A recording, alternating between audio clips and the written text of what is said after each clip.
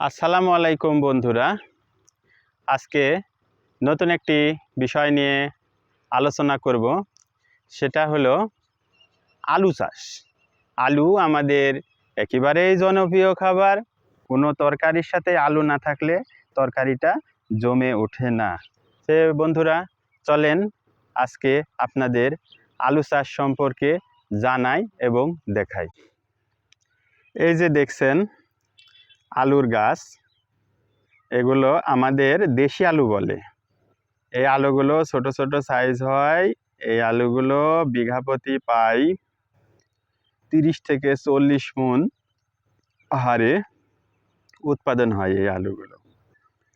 এই আলুর জমিটা দেখাচ্ছি আমি আপনাদের জয়পুরহাট জেলার জয়পুরহাট থানার চকগোপাল গ্রামে ইদ্রিস আলীর আলুর ক্ষেত থেকে।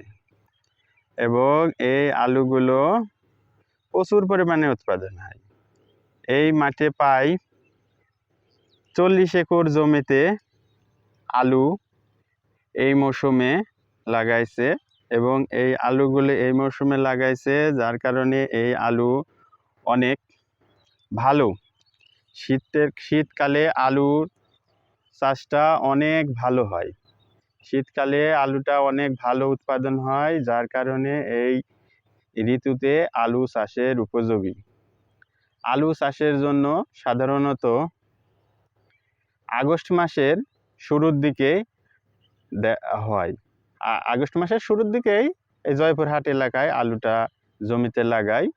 তারপরে যে শীতের ঋতু পড়ে সেই ঋতুতে এই আলুর গাছটা বেড়ে ওঠে।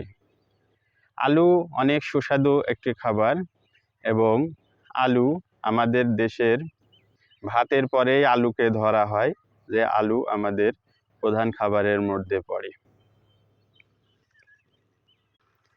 এই যে আপনাদের এতবেল যে ভিডিওটা দেখাইলাম সেটা এই আলু চাষ নিয়ে।